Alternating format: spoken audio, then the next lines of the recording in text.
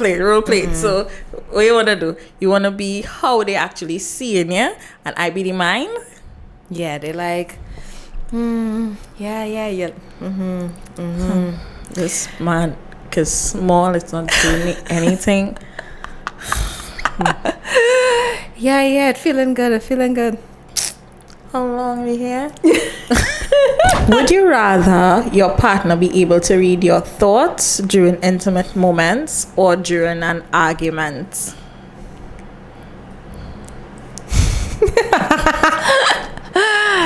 Oh my god. Definitely intimate moments. Reason being, I feel as though sometimes I don't want to verbalize things.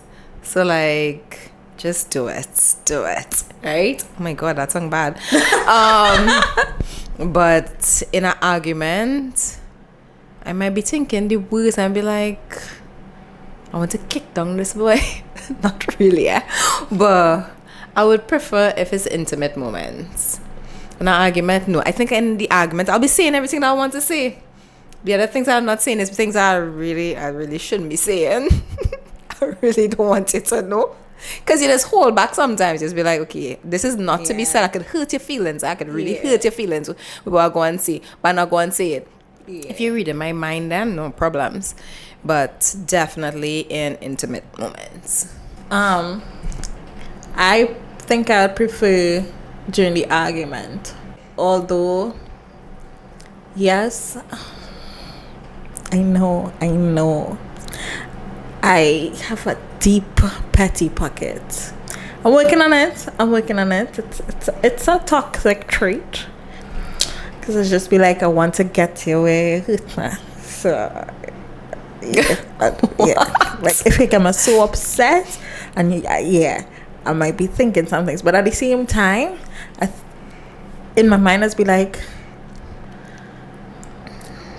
oh, I love you. Why you getting on so, like, why you making me think these things? I wanted to know that any moment, yes, what you did wrong, and I love you still, but I'm angry at this. I don't think I'm explaining myself well at all. Well, I'm trying to understand, is it that you want the person to realize what they did wrong without you having to say anything? Oh no, because I think as I got older, I got better with communication, which is a good thing. So me too. High five. Able to say something, because you never know what really. It goes both ways. You never know what really going on in someone's head, right? Right. But although I'm angry and although I have all those angry thoughts, I don't want you to ever think that within that moment that I don't love you. Oh, okay, I understand what you're saying, but when you're in the argument, that's not what going through your head. You're not going to be like, well, I love this guy and why he gets me so damn vexed. Well, that's what I'm saying. It happens for me. Oh, okay. So I wouldn't verbalize it. Okay.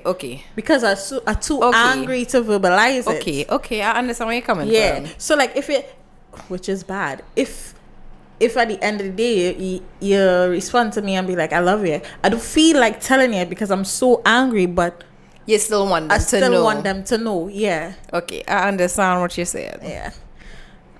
I don't know. I don't answer lot. I was thinking an intimate moment. Why not? It's so cringe. No, like, yeah. Do it this way. Handle it this way. Fling it this way. Yeah, but I think I verbalize that. Not all the time I want to have to tell you. But next thing, you know what's scary? If it's intimate moments, like within the act itself, and I don't like something. Then stop. They'll be hearing all that we're thinking, and next thing is they like get flaccid. Sorry to even go back to that man story, the guy with the girl with the son. Right. So if we go back to that story, then she would have been like, let me go and check myself.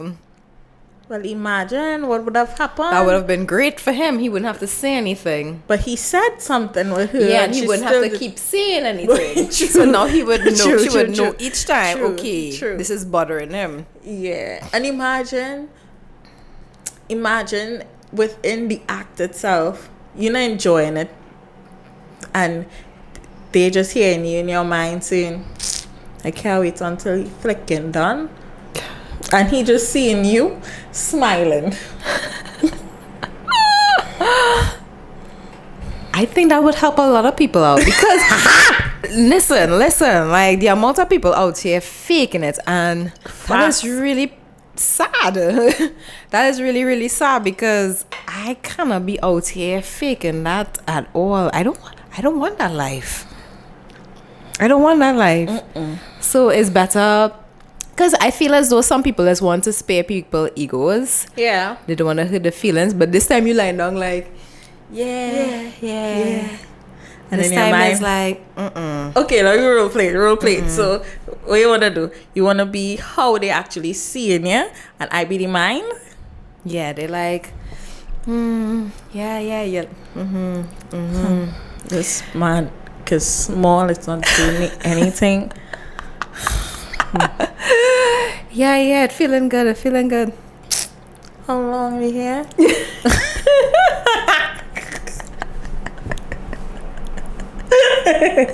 Yeah, enjoying it. You feeling me? Yeah, feeling, yeah. I wonder what I'm gonna eat for dinner tonight. Or your Pennywise list. Oh shit! Yep. Go! Have fun! Go! Yeah. Okay. Should I really order that rose? Yes.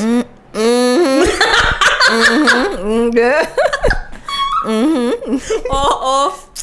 Now I have to pull out that rose. Yes, after here because this ain't too. That's not it. That's not it. That's not it.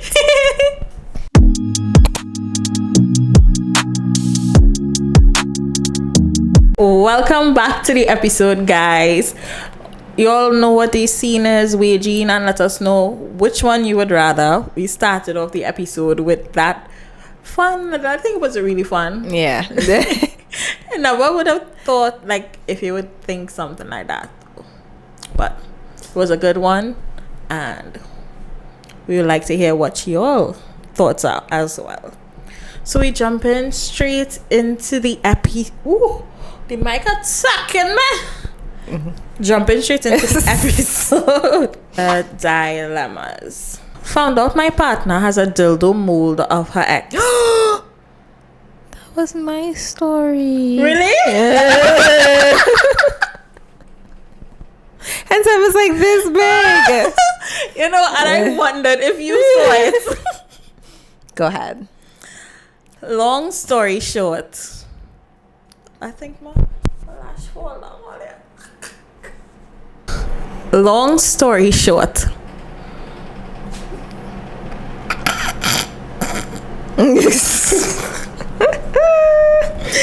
I was so immature, but anyway. But I found out that the dildo we used during sex is actually a mold of her ex-boyfriend's penis.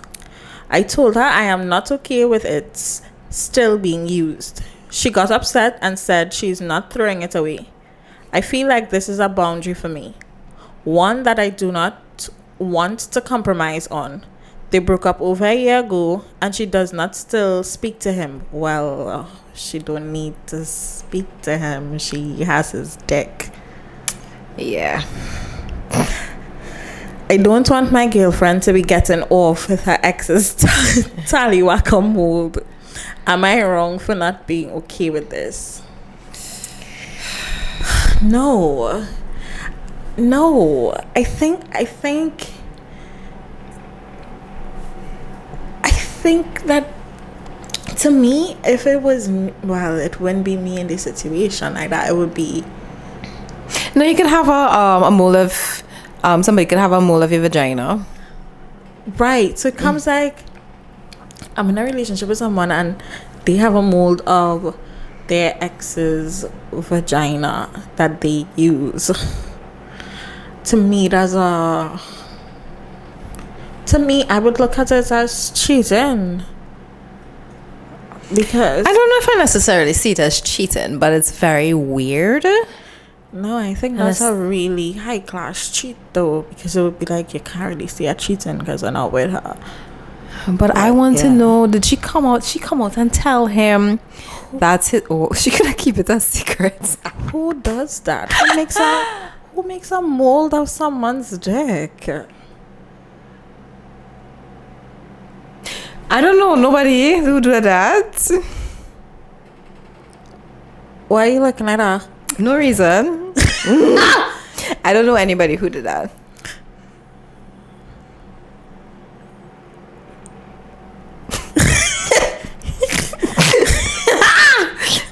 But anywho, that would have been really interesting, you know? Food for thought. Food for thought, right? But I don't think of it as cheating, but it's very It's weird, you know. I feel as though you went into a different relationship. Leave that man's dick alone. Leave it in the past. You can remember how great it was, but you do not have to now let your present person use it on you. That's crossing a line. Imagine, I feel as though she needs to put herself in the situation and imagine if he brought a mold of his ex-girlfriend vagina and said, well, let's use this instead. Is it that he's not satisfying her enough? Like, I don't even know how he's able to even have sex with her, because then it will make him feel emasculated in a sense. So I find it's rude though. it is. But it's very disrespectful. But how this thing does look? I want to know. I'm very intrigued because it looks like a rubber penis. How do I know? Let's. It looks like a rubber penis. But it looks very much, Okay. Okay. Right. Anyway. Okay, so why she thought? Because number one, he would have been. It doesn't seem like he knew from the jump. So what right? I feel happened was, right, I'm just assuming what happened was it probably was a gift. Because usually that's how these things go, right? Like, hey, I'm making a dildo of my penis for you. And then what happened is they ended. While they ended, this is what I'm thinking, guys. While they ended, she was still using it. So she got comfortable with it. And she just kept it. Years passed, boom, she with this guy. She's like, hey, let's use my dildo. He's like, all right, cool. And then boom. She was like, do you know this is Jack's one? He's like, Jack's what? Jack's penis. And I feel that's what happened. Yeah, but why would you think that it would be okay to tell your current person? Like, in my mind, I don't know. She loses the keys to her brains. All the keys, all the senses, flew the coop. All of it. Well, this is basically a dating advice. Mm-hmm. How soon do guys expect sex nowadays? I'm a 34-year-old divorcee, and I admit I haven't dated anyone for quite a while since my husband left me. I'm very awkward and I feel out of the loop as far as dating practices are concerned. Basically, I'm curious to know, does the average guy nowadays expect to have sex on the first or second date? Does it vary greatly from guy to guy? I want to know what I'm getting into if I jump back into the dating pool. And I know people don't always announce their expectations at the start of a relationship, even if you ask them directly. So, yeah. I feel as though she answered herself there in it. Like, it varies from guy to guys. But, like, for me, I personally would not want to have sex on the first date, or the second, or the third, or the fourth. I'm just putting it out there. Not saying that I'm available on the fifth, but for me, I feel as though I need to get to know you more before I open up myself on like that level with you. my best advice is, even though they don't say it, ask them what are their expectations. So at least that safeguards any awkwardness. Yeah, but the thing is, as she said, that even if that's the case, not everybody would be upfront with it and say. But what I think though she should do is know what she's comfortable with, because Exactly. just because this person you're seeing say no, I like it's on the first date, doesn't mean that you want to. So that then leads it to being, if you decide to do it, be feeling peer pressured into doing it, or well, pressured into doing it, not peer, well, you know what I mean. But I think you need to know what you want and stand on it. You can't go back on it. You have to stand on it. Exactly. Don't go into a situation and afterwards you're regretting it afterwards.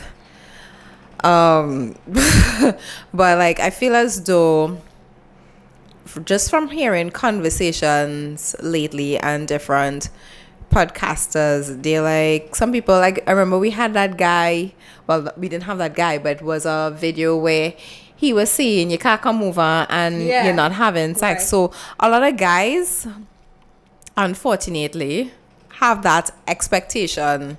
If you come over, or I do this and I do that and I take you out and I spend X amount of money, that they should get something in return. Which honestly I find isn't necessarily like a gentleman way of thinking. Right.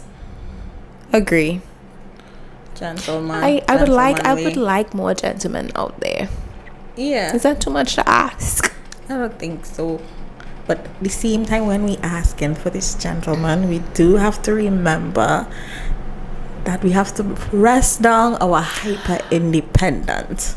Yeah. So I was talking to one of my friends and I was telling him about that in particular, and he was saying like how he was basically saying men have it hard out there.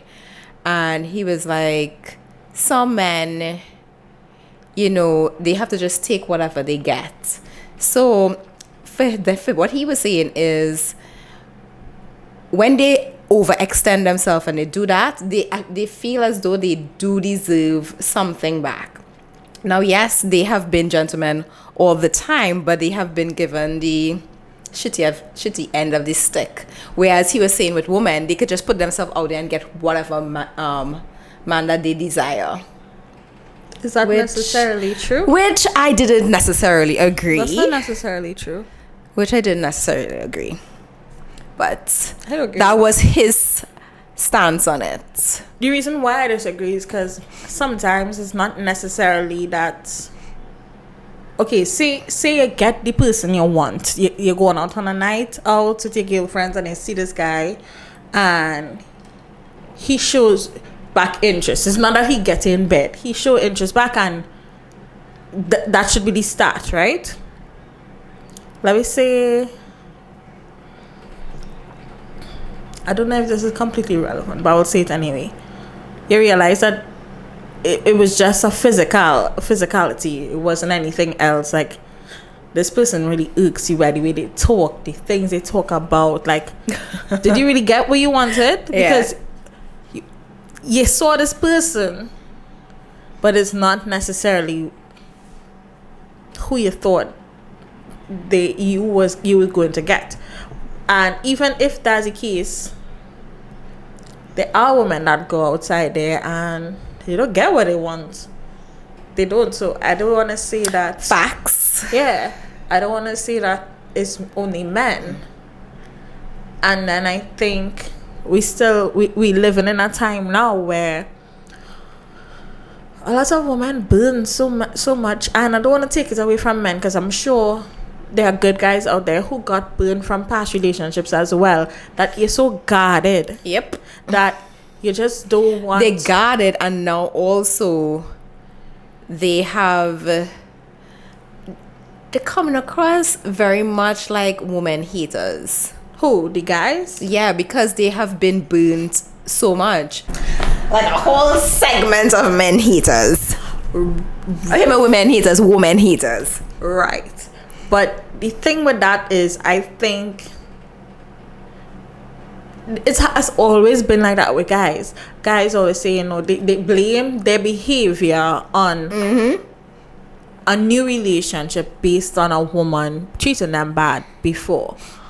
However, they also expect that when they it's not for everybody. It's not every case. But some guys expect that when a woman gets into a relationship with them, that they don't suffer the consequences of what the past relationship is. So it's wrong on the both sides. So I think it's just fair. Let's be black and white. Number one, if you're on shit, you're on shit. Have some accountability. Don't blame it on the past girlfriend, because it's not your past girlfriend that you're with now. So, well, it's not about if you're on shit. I think the problem is, did you heal from your past relationship? Yeah, but sometimes these people are cheating as well. Some guys, I've come across guys that say, I ain't not going into no relationship now. I get burned enough or whatever. But meanwhile, they're doing shit too. Not only that, but you're saying that, and then not that. I think that's why I have a lot of situationships now as well. And within situationships, which honestly, a high percentage, I think it's probably a 70-30 that it ever works, because somebody always catches feelings, and the reason for it is, the reason they give is they get hurt, or they're not ready for a relationship. They're healing now. I don't think it's fair to heal yourself on someone else, if you understand what I mean. It's not fair for that. And agreed. Then the next thing is, yeah, you're saying that, but you know damn well that you just want this person for pum, or you just want this person for dick. You don't see no future with them or anything. You're wasting their time. Yeah, we have no times to waste, guys. But the thing about it is, you live and you. I've lived that. That is not for me. It's not for me. But apart from that, what guys and the healing process, even if they don't go into situationships and they get into a different relationship, some of these guys cheat, and you hear them talking about this person do you this and this person do you that, and they blame it on the past relationship. And that is not fair. It's not fair on either side, man or woman. So, as you said, before entering any relationship with anybody, don't take it out on someone who was never even a thought, and you didn't even know exists before that. It's just not fair. So you can't take accountability. It's just passing on your hurt to someone else. Hurt people. So, yeah, no. But definitely with her scenario, I don't think she should care about what the person wants in a dating role. I think she should care about what she wants, what her boundaries are, and what makes her feel good. Because some people okay with having sex on your first night, and that's completely up to you whether you want to do that or not. It's your decision. So, like Sherain said, make it be your decision. Yeah, don't ask about what the dating role is. With regards to that especially, don't try to conform to that if you know you don't want to do that. If you want to do that, fine. If you don't. Am I the asshole for refusing to re-propose after my fiance lost her engagement ring? I, 29 male, proposed to my fiance, 28 female, 6 months ago with a beautiful ring that I saved up for over a year to buy.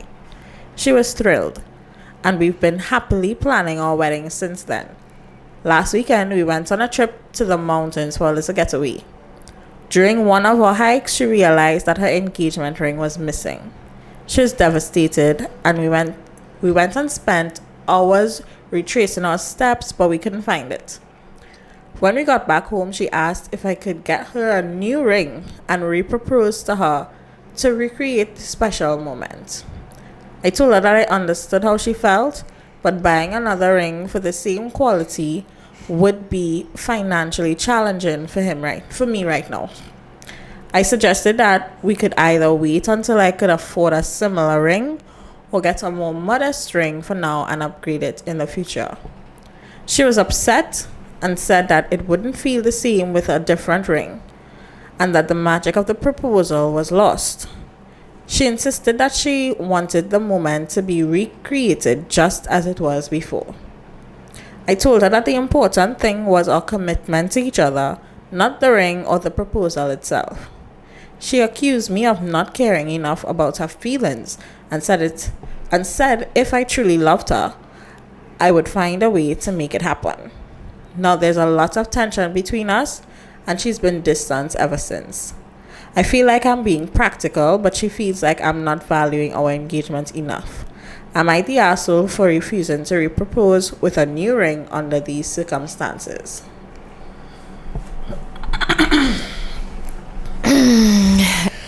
I do not think that he's an asshole. I don't think he's an asshole. I feel as though it was an accident. To me, it didn't seem as though she was being careless. It probably just slipped off. But I feel as though she's being impractical because he took a year to save this. I'm surprised he's not even upset. But again, it was an accident. But he took a year to save for this, and then you just expect him to ups and get you a new ring. You need a ring from Sherain. That way you need a ring from Sherain, because if I was in his position, I would not go out of my way, because at the end of the day, you're going to get another ring for your wedding. Now, granted, you might get married next year or next 2 years, so you want something on your finger to say, okay, I'm engaged. But you're being very materialistic about it, unless you say, here's what, I would like another ring, and because I lose it, let me put party money and see if you could put a portion. But your expectation is for him to now buy you a next ring, and then you gaslighting too. Like, all of these things he need to now look at. Not saying that this is a deal breaker, but you're being impractical. And he's right. He said that I forget his exact words, but it was the commitment, and that is what is important. The commitment. Who cares about a freak? Well, I don't really care about the. I don't really care. I think we had a segment. Like, I don't really care about. But the situation is different, though. This is, you get the ring that you clearly like. Yeah. You clearly like. But this is something that was. You never know. You never know what could happen. I think these things could have insurance, though. Did he take insurance on the ring? Did he have insurance? The fact that they're having discussions about this, I feel as though he didn't have it. So, and then I think you have no kind of sense of understanding, because right now you're planning the wedding, and with planning, money comes into play because you have to book venue, book caterers, you have a dress to buy. The bridezilla is coming out. Yeah, so you didn't even look to compromise. Like, in this situation, I think you should have been the one feeling bad, although it's an accident. Like, what suggestions you have? Like, not everybody's millionaires. Let me be honest. You're not gonna meet a millionaire every day. You're gonna find somebody who's always gonna be trying sometimes to make sure that you are happy, which is what he did already. He saved for a year before to make sure you get a perfect ring. Oh, sad. Yeah, so I don't think it's a deal breaker. I think she just needs to calm down and really think about the situation. Bridezilla coming out, and you want. Yeah. I know everybody's dream is to. Well, not everybody, but there are girls out there who dream is to get married and have everything perfect. But if you sit down and realize that some of the things are really a little bit superficial and materialistic. You know, you could get back to the basis of why you're getting married and the person that you're getting married to. Appreciate the person that you're getting married to. Facts. Talking about weddings, right? So, ever so often you would hear like, even don't have to do with weddings only, like dressing or up dressing the person who we celebrating, right? So you might hear situations where girls, a friend group, which I personally don't find like, anyway, saying that, you know, their friend came overdressed or dressed better than them for their birthday dinner or whatever, when your friend just dressed how she usually would dress. Right. Or the bride saying that they don't want this bridesmaid and this because it will dim the bride, Right. or whatever, right? I watched a video with some bridesmaids, and then I saw another one not too long before we started filming. Those bridesmaid dresses were immaculate. But they came out. They came out. The bride said, my friends, not going to look shitty on my day. Everybody is different shapes and sizes, and I think a lot of people don't think about that. Were they different dresses too? They were But same different, color? Same That's color. what I want to do. And well, I don't have that much bridesmaids anymore in my mind, but everybody like, and they all looked good. Obviously, to me, is you might have to spend a pretty penny on it, but that depends on how much bridesmaids you have. And I found that, to me, if I go out with my girls and it's my birthday, I want everybody to look good. Dress how you want to dress. Don't dress down. No. Number one, dressing what you feel comfortable in. I mean, if you're in a restaurant, please don't come in a Old Navy slippers. We dress for the occasion, but we all have to look good. feel you. You all have to look good. You can't be sitting down studying. She upscale me. You sound jealous and you sound like you envied your friend all the time. Because if you're in a friend group, you know which friend is dressed.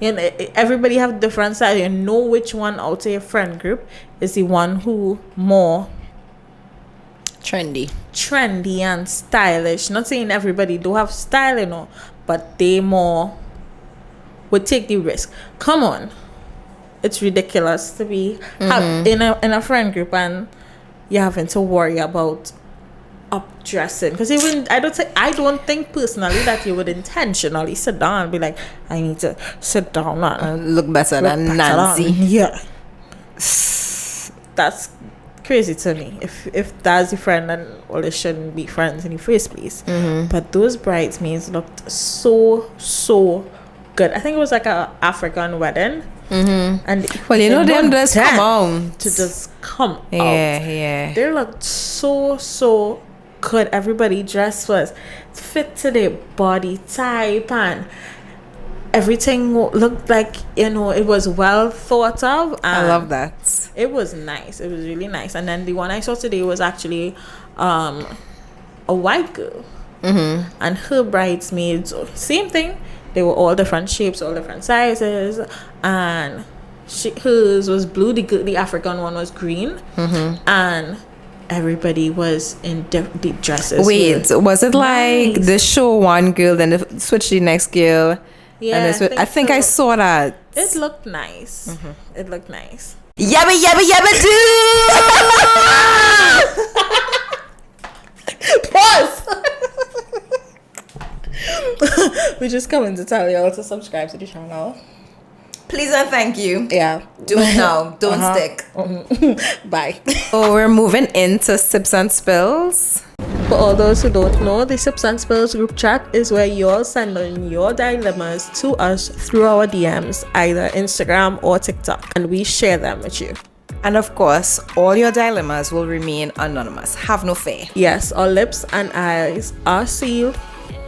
with regards to the sender. And this is a gentle reminder that we are not licensed therapists, Nor are we licensed psychiatrists. we're just two girls enjoying chatting and discussing everything and anything. Don't take anything we say to heart. We're just sharing our thoughts and our views. However, if we do see any dilemmas that need professional help, We would send you all the details to a licensed professional locally, and for our foreign listeners, we would surely send you all a link to an online professional. I've been seeing a guy for quite some time now. When we met, he told me that he was married and that he was separated.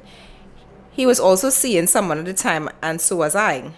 We both stopped seeing the persons who we were involved with, and within some months, he wanted us to take things to another level and suggested that we both put out a petition for divorce. I've been separated from my husband. Oh, she was married too. Yeah, so both of them were married. Okay. I've been separated from my husband for 7 years, and he had been separated from his wife for 3 years. Fast forward, we're now living together for about a year, and we're expecting our first child. All of a sudden, his wife, who he's been separated from, is now becoming an annoyance and calling me a homewrecker because she learned of the divorce petition and the baby. She started messaging me about him saying all sorts of nasty stuff. He's a narcissist, etc., etc. I spoke to this woman so normal and heard her out. When she realized that I was calm within everything, she took a different approach. Every time he'd go to pick up his children, she would tell me that they slept together until a day I was in the vehicle, and she told me that. So I saw for myself that she was trying to get into my brain.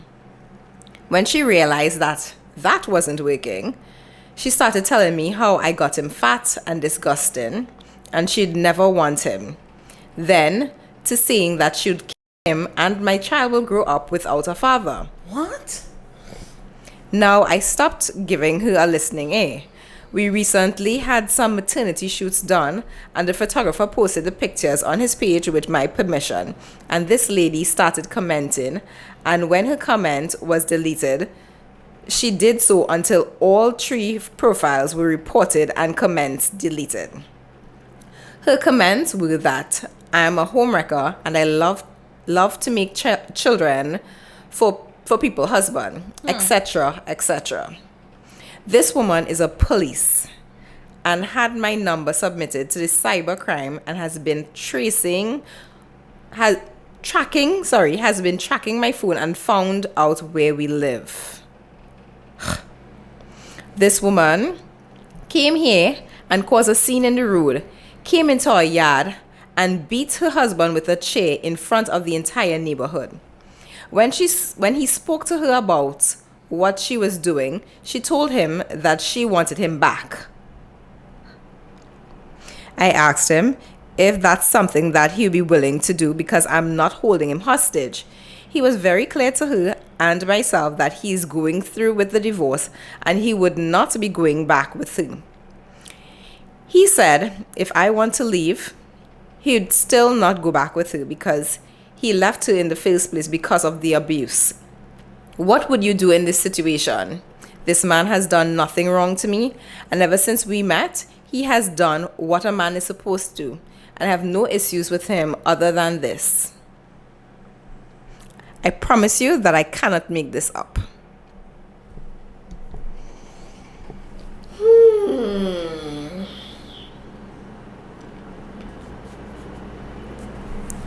I would say that, this song's like...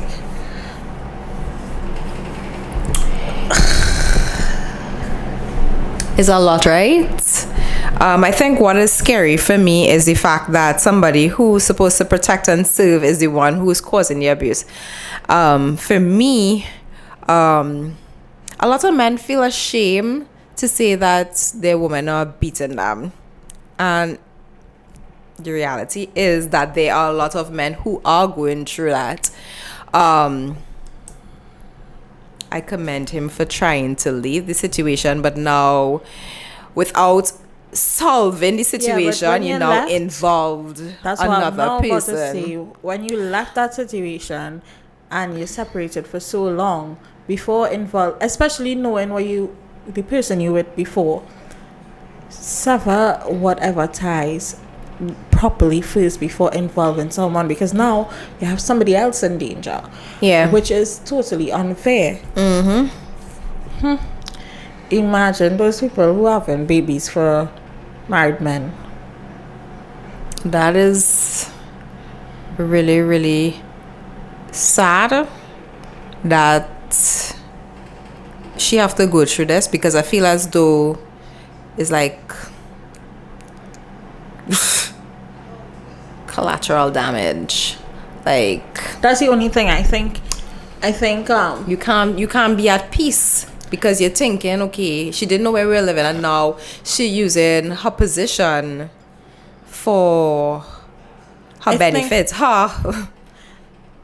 the person who's causing the issues, they are totally, wrong as well. Trying to be neutral here, because this song is very scary. Nobody should have to go through that, but I think all of this could have been avoided. I understand that divorce can I think it an expensive thing, but to say separated, this is starting a whole new life, living with someone else, and then y'all making a baby. Before this even happened, before y'all even decide that y'all should have been living together, I think the petition for divorce should have started before. Yeah. That way you have the thing about this, I don't really want to like go on that end or have any judgment on that, because I feel as though if he honestly being abused, I think he probably was trying to just avoid having to deal with the situation. Right. And I agree fully that before he got with this next person, that he should have severed everything. He should have dealt with that, especially living together. Because now you're put in a situation in a category as being classed as this homewrecker. Where I don't see her as being a homewrecker, because they were in fact separated. But clearly this police officer have little issues that she needs to sort out, because you can't be beating him and then saying how you want him back. The thing about it is, I think who does that? People tend to blur the lines of separation. You are still married. Yeah, you separated, but you're still legally married. Right, facts. Right? So that's why, I mean, it is easier said than done in terms of from being in the situation, I'm assuming, right? But you have to know that every action has a consequence. And especially, I'm still going to the fact that I think, although yes, he was wrong, and he was being abused, not wrong, he was being, it would seem that way, that he was being abused by this lady. You may have had more grounds to stand on had y'all been legally divorced. That way they would have no blurred lines or no technicalities to be flown around with this new person. It's just black and white. Y'all separated. Separation, I don't know, somebody queuing, and I think we had an attorney reach out to us on a certain topic that we had on TikTok, I believe, to give her 2 cents. And if I could find her, oh please, could she give her 2 cents on this too? Yeah, it would have been so good to get her 2 cents on this. And I think we could still reach out to her and find out, because it would be nice to hear what a professional's thought is on the situation.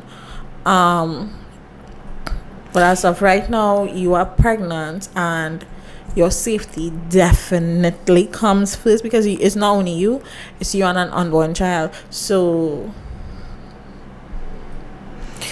I think that he should hurry up and get the divorce. No doubt about it. And then possibly file a restraining order. I don't know how that works, especially when you have kids together, because she did say that he has to go and pick up the children.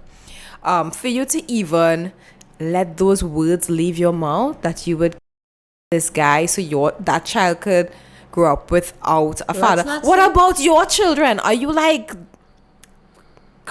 you are not thinking? Like, no man or no, well, you can't tell me that you love this man, because that is not love. You cannot be abusing him and then seeing that you love him. That's not how love works. That's not it. That's not it.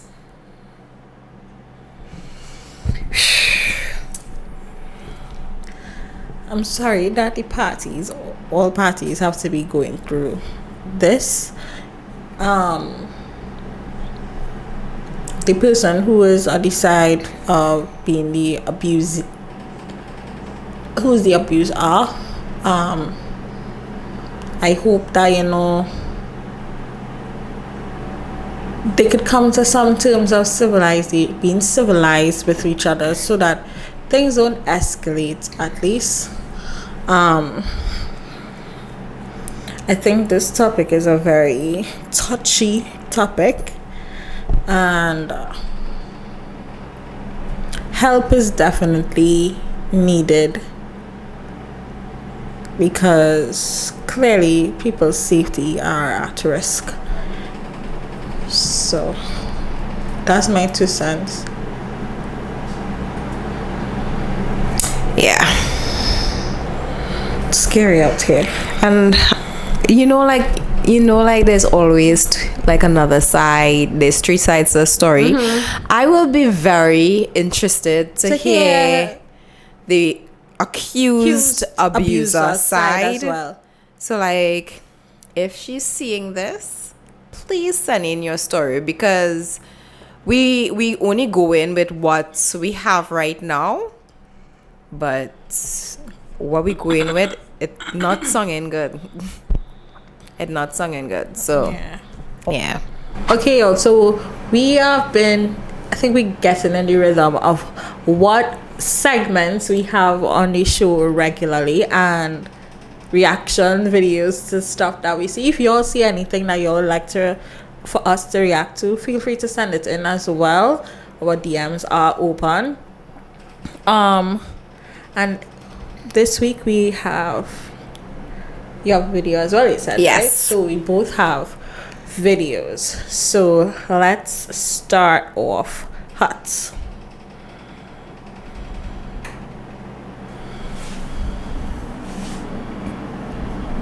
Unspoken rules in our relationship. The first one is I have to show him my outfit every day before I go out, and if he doesn't like it, then I can't wear it. Another one we do is we share each other's iCloud, so I see all her messages, all her phone calls, everything.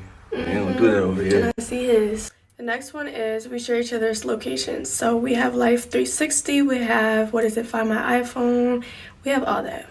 Literally everything. Snapchat, I can't Snapchat sneak location, out, go nowhere, yo. Why would you sneak out? My fault. Oh, what is it? Another one we do is we do phone checks every single night. We don't miss a night. Never. The next one is we are not allowed to be on social media past 7 p.m. Nope. Yes, as soon as 7 p.m. hits, phones off, social media gone. Period. The one that's my favorite that I love the most is that we both had to be in bed at 10 p.m. We both go to sleep, phones off, ready for the next day. That's it. When I'm ready to sleep, he gotta go to sleep. Another one we do is we have each other's passwords to anything and everything. She stayed going through my stuff, y'all. Not too much, but yeah, any app you could think of, we have it. Another one we do is anytime I'm about to leave the house, I gotta tell her how many miles I'm going, the time I'm coming back. And that's with anything. I could be going to go see my mom. I gotta tell her where I'm going. How long you gonna She be gotta out? check my location, how many miles, everything, y'all. That's just something we do. The first rule is I check his bank account every single day to make sure there's a certain amount in there. Every single day, yo. I don't miss a day. Anytime she leaves out with her friends or goes out for, anywhere, I always check the dash cam, make sure there's no other guys in that car. Anytime he has to go to the bathroom or I have to go to the bathroom, we always go together. Always. Always. Anytime she goes back home or I go back home, we always sleep on FaceTime together. Every single night. Every single night. She's not sleeping without me. The next rule is he is not allowed to have any girlfriends. And you're not allowed to have no guy friends. I know. Okay. Another one is, if she doesn't eat, I won't eat. And if I don't eat, she won't eat. No one's gonna eat. We will starve together. We gonna starve. The last rule is I check all of his receipts and all of his bank statements.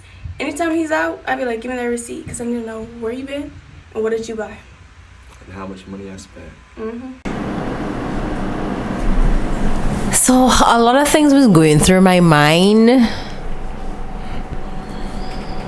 Like, what? Number one, is it a joke?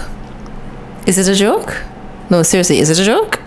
Okay, right. Then I was looking. Not a joke.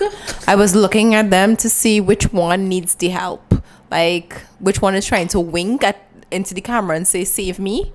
None of them. But it was neither. So I'm like trying to figure out, one, how did they find each other? Because they found each other. because they are so similar to even come to agreement with this. And two, there's a lot of trust issues that they have, that they formulate all these rules.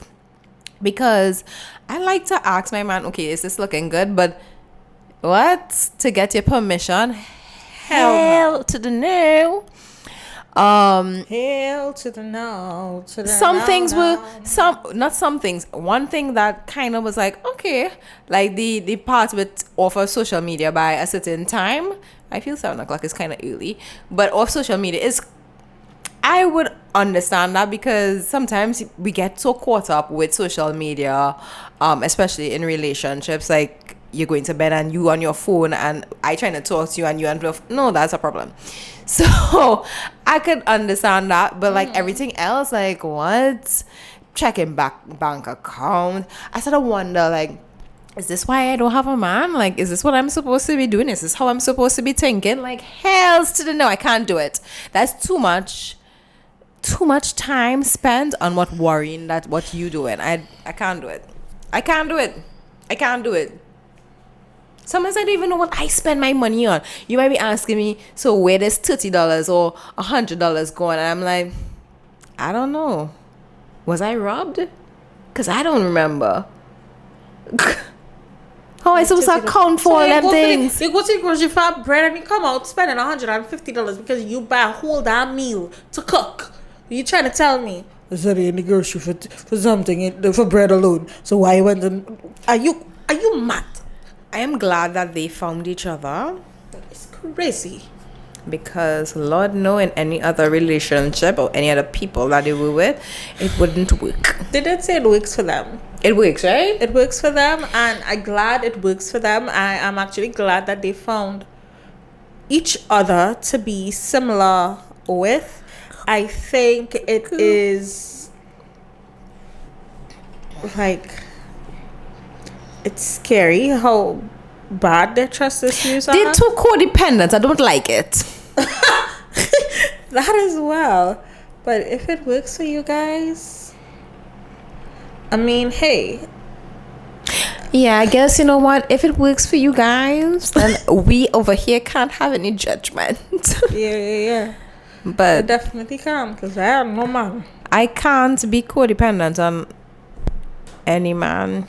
What do you mean you need to know the miles? Is this Tasha from on Why Did I Get Married?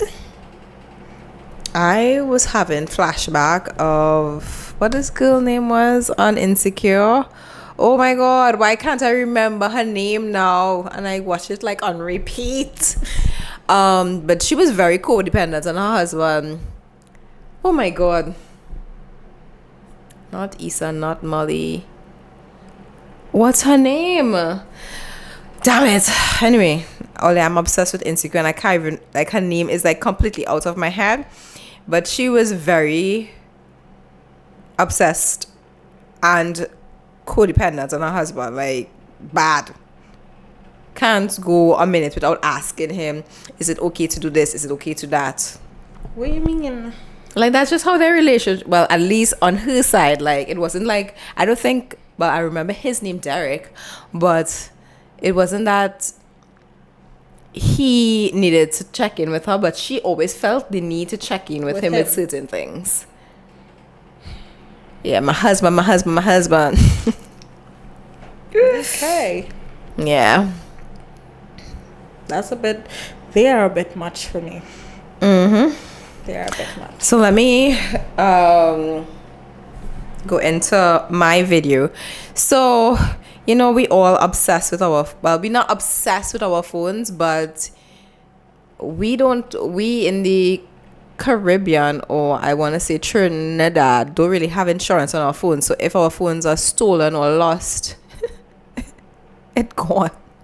You gotta get a new phone.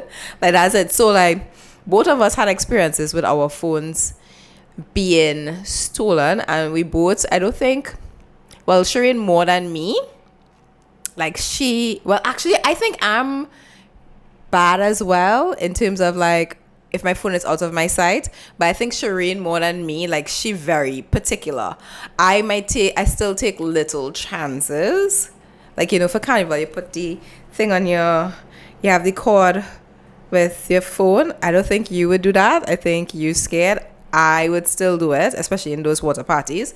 But this video just shows you how people react to losing their phones. So let's. Interesting. 16-year-old Kevin Bui's iPhone had been stolen, and the kid was blindsided by his anger. All he wanted was revenge. He used the Find My iPhone app and saw that his phone was in a house somewhere in Denver. He called two of his friends. They dressed up in disguises, went to the house his phone was in, and set the house on fire. And in the most harrowing turn of events, it turns out they targeted the wrong house. 5 innocent people died in this arson, including 2 babies. The 3 arsonists were also kids themselves.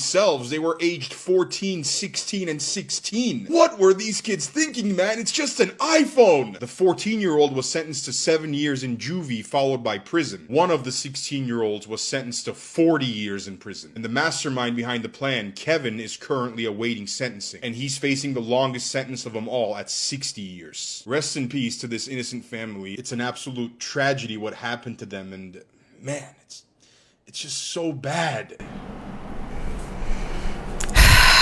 So this case, I came across this case before, earlier in this week. I follow this guy who does world news, and he spoke briefly on it.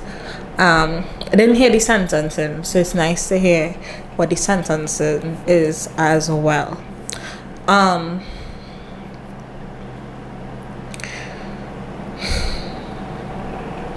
Even if it's your phone getting stolen, like I don't think it would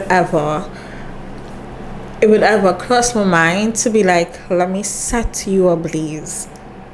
What is wrong with probably showing up to the house with a police officer, right, and requesting your phone back? Let them do a search, because you Find My iPhone app already proved that, you know, it works. What is wrong? Whoa. Like, what is wrong with... And you keep the wrong people on people. Top of it. Like, you was in the right already for being upset. Someone stole your phone, and then you made yourself even worse. Like, what jump out to yourself and said, "Oh, this is a grand idea"? And how you get your friends to go...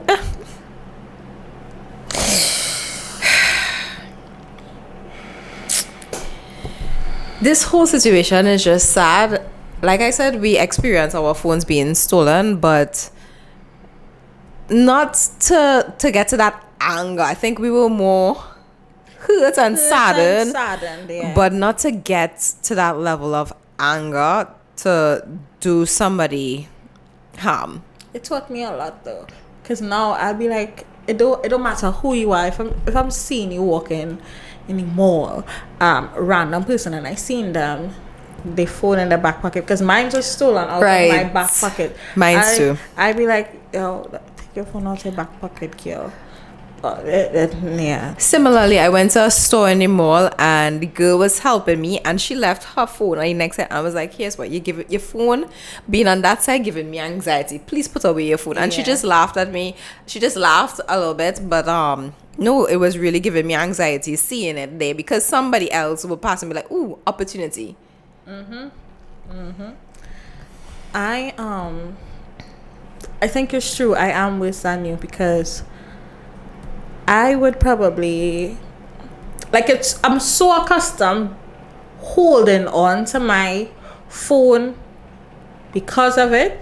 Like I might even give her my phone to hold to watch something on my phone, and if I don't reach the point of telling her over my phone, it will pass in my mind, and then I'll have to catch it. You just give it to her because I feel it's already missing from my hand.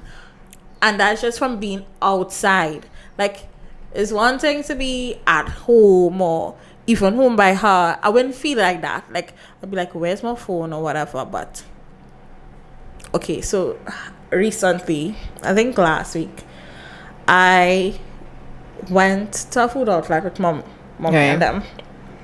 And I used my phone. I know I used my phone. And when I was coming out, I spoke to you. But I came in the car and I put stuff in the back seat. And I sit in the front seat. But I used the phone in the washroom of the food establishment. So yeah, no, I talked to you, but in my head I'm like, wait, Sherain, but did you talk to Laurel in the washroom? But no, you checked something on your phone. You didn't talk to anybody. And yeah, I will get frantic now. Like now, I was like, call my phone. Yeah. And my mother's like, this is her. What you mean, call your phone? It right here. Yeah. If you want me to trip off, do me that thing. The thing is, we know how hard we work for our stuff. Exactly. So to have somebody just come and take it away like that is just, or now, to even lose it. People, there's still people phone jar. Like Listen, I saw a video with this guy.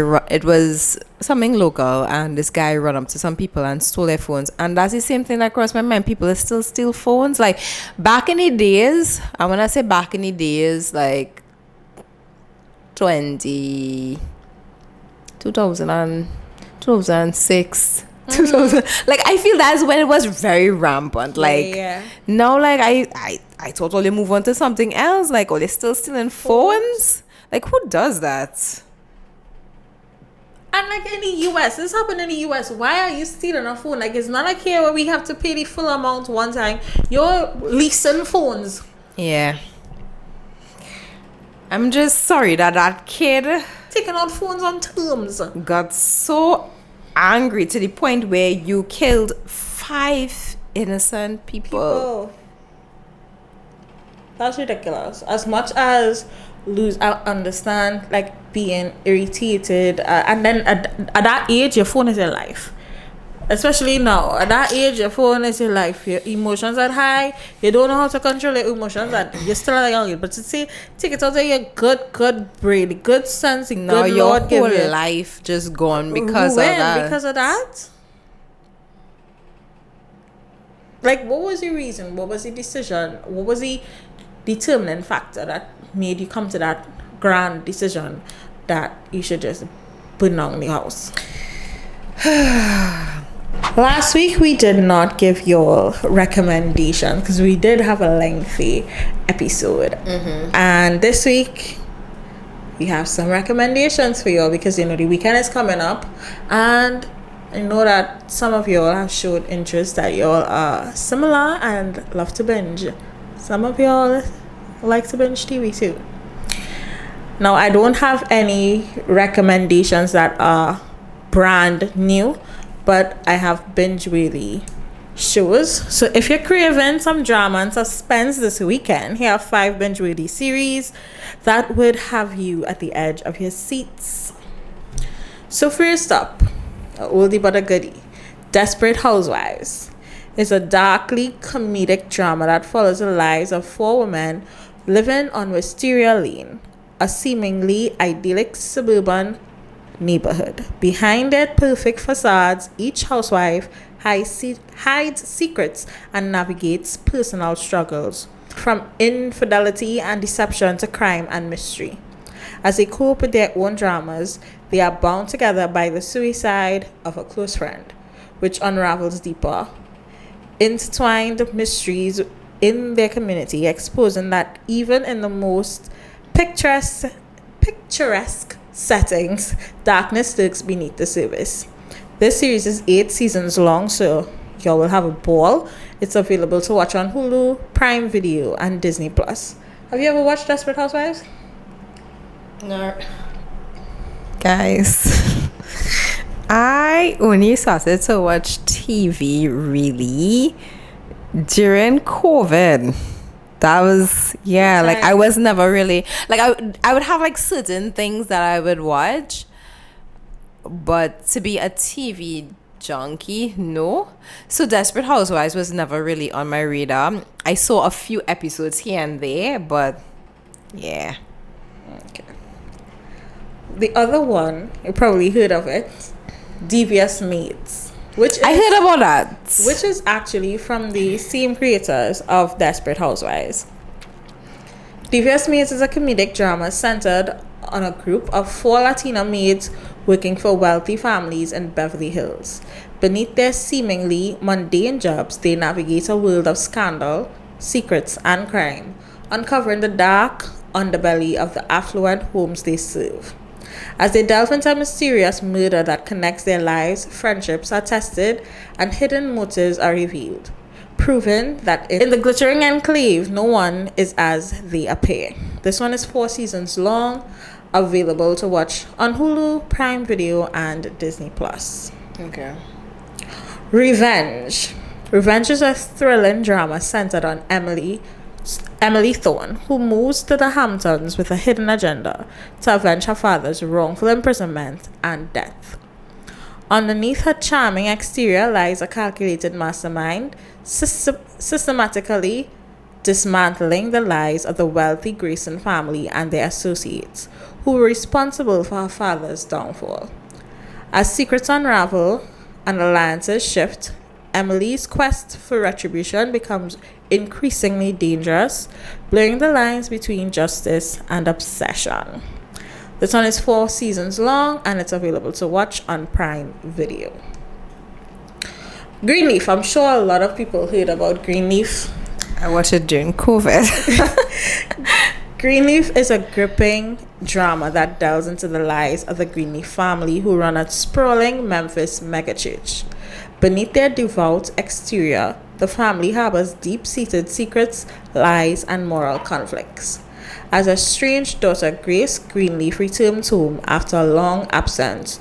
She seeks to uncover the truth behind her sister's mysterious death, setting off a chain of revelations that threaten to tear the family and their empire apart. The series explores themes of faith, power, and betrayal in a world where appearances are everything. 5 seasons long. You can watch it on Netflix. And lastly, Ratched, and this one is the one that has 1 season. Ratched is a psychological thriller that delves into the origins of Mildred Ratched. The series follows Mildred as she begins working at a leading psychiatric hospital where disturbing experiments on the human mind are conducted. Beneath her poised exterior, she harbors a dark and twisted nature, using manipulation and cruelty to gain power.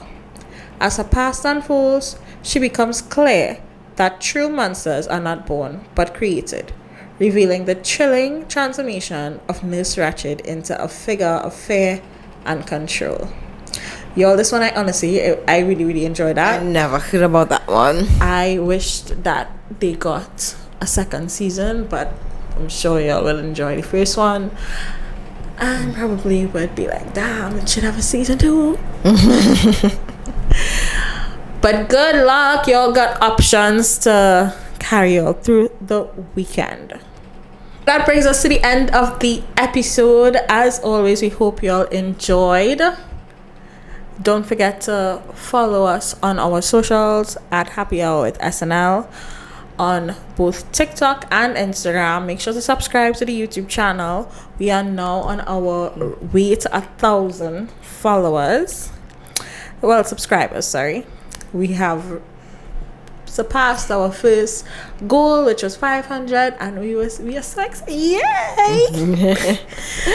We are so excited. So we are now on the road to 1,000. And don't forget, you are available. We are also available to audio listeners on Spotify, Apple Podcasts, and Google Podcasts. Although I see that we got a notice from Google Podcasts that Google Podcasts would not be anymore, and they're moving over to YouTube Music. So we'll be looking to switch over very soon. That's it. Okay, until next week. Bye.